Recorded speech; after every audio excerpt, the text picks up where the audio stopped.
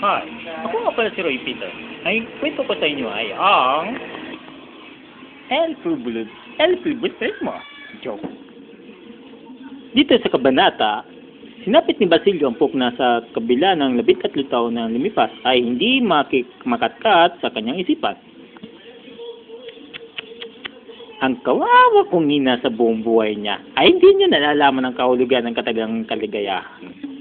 Umusa si Basilio ng panalangin pa sa ina ng tunog ng mga nababansit. Tinungo niya ang pinagmula ng tunog at isang hindi kapanipaniwalang tanawin ang bumulaga sa kanyang paningin.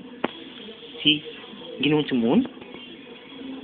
Imposible si Bart maaaring magkatotoo?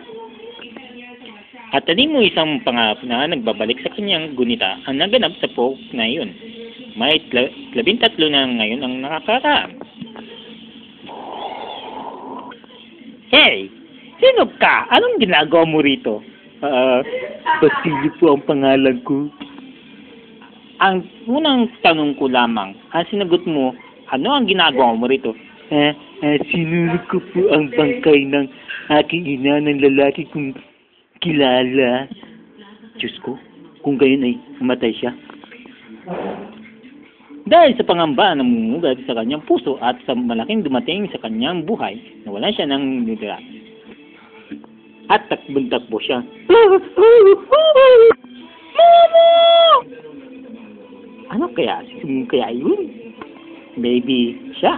Sige, pakikilala ko siya. Binuo ni Basilio ang loob, nilapitan ng hukay.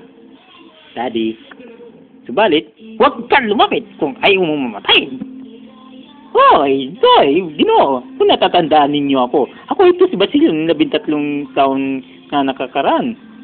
Bakit? Sa akala mo sino ako? Hindi ko akalain na ikaw ay patay na. Hoy, hindi ako patay. Buhay.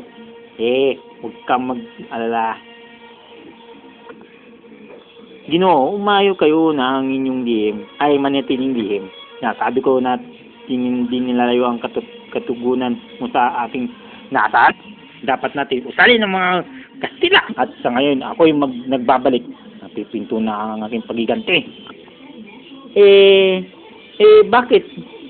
Sapagkat alam ko ang bawat isang pinagsamantalan at naglabaysan ng gobyerno ay magiging kapananib ko. Titingnan ang anong pag-ukom. At ang ibig mo sabihin ay pipikit ko ang mga mata sa pagkamatay ng iyong ina at kapatid. Kagawa ng mga nakasasakop sa atin. At diyan po nagtatapos sa ating palatuntunan.